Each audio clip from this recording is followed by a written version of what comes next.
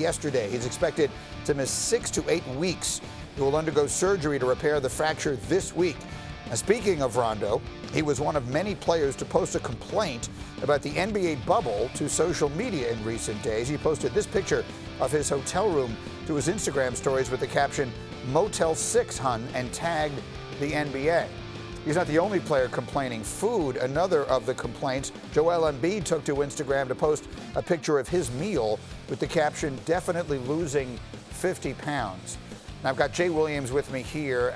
And Jay, we had a lot to get to this morning, but I want to start with this. I saw what you posted yesterday, and I felt what you were saying. But for those who didn't see, your thoughts on these NBA players who are being this vocal about their complaints about their accommodations. What were your thoughts for the audience here who's not had a chance to hear them?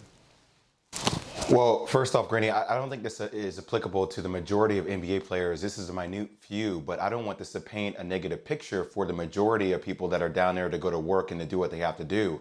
I just think that some of even though they were said in a playful manner, a lot of the comments that were made over the last couple of days have been tone deaf. And when you think about to what degree that the NBA has gone to create this billion-dollar bubble, the protective measures in place to protect these athletes while they make millions of dollars, I think when they make comments like that, it takes away, especially from everyday people who are working 9-to-5 jobs, who are working in environments where the same protective measures aren't being taken because a lot of their employers are trying to increase the bottom line due to the money that they've lost throughout this pandemic. And so for everyday working Americans, and I'm not saying that athletes aren't working Americans because they are, but the workload is different when you look at the comparison of the two.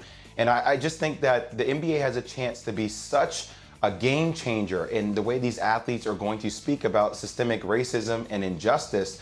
And by doing little things like that, even though in a joking-like manner, it takes away from what the bigger cause is, which should be the cause they should be focusing on, Greeny. Yeah, I agree with what you're saying. And I think that there's also a degree of lack of understanding. The pictures that they were posting to most people don't look so bad because they don't live the way that extraordinarily rich people live. And you pointed it out yesterday that, yeah, they're not private plane luxury, and they're not the kind of hotel accommodations that NBA players are accustomed to. And again, that's not a criticism. They've earned their place in life. But I can see a lot of people looking at those pictures and saying, you know what, really doesn't look so bad to me.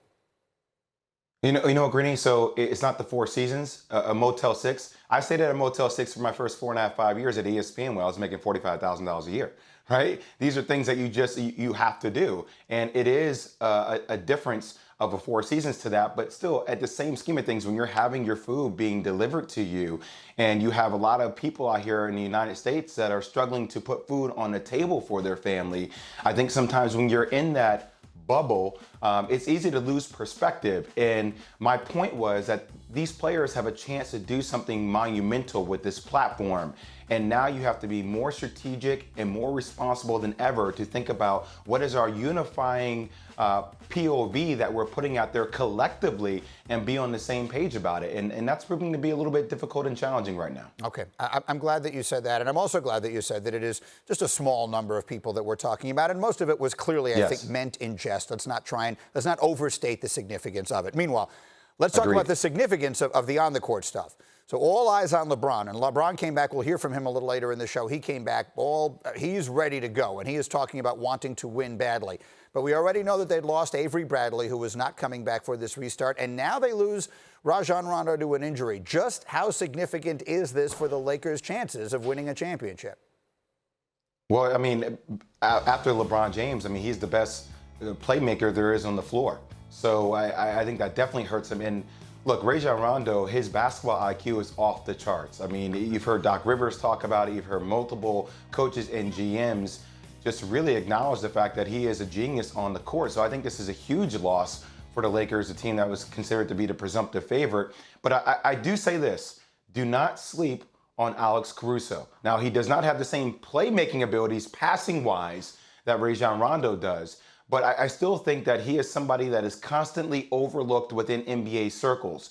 And his ability to play hard, to sustain that type of effort, Greeny, and he makes those momentum-like energetic plays for the Lakers. Now, you have him and Quinn Cook, who also won multiple championships with the Golden State Warriors, that can shoot the cover off the basketball. They are considerable replacements that can add up, but I still think losing Rajon Rondo is a massive loss. And I don't know if that keeps the Lakers as in regards to the favorites to win the whole thing, considering this just occurred. Well, look, I mean, your buddy and mine, Jalen Rose, came on the show and said he had changed, based on Avery Bradley, he had changed his pick from Lakers to Clippers. Are these losses significant enough to take you off the Lakers as a championship team? I always had the Clippers as still the favorite in the Western Conference. Look, I think LeBron James is incredible. I think AD is incredible. Do they have a chance? Of course they do when you have two top 5 players in the same team, Greeny. I just think that it increases the workload for LeBron James massively, and he's going to need to carry this. And after having 3 months off, this is going to be one hell of a ride to watch, my friend.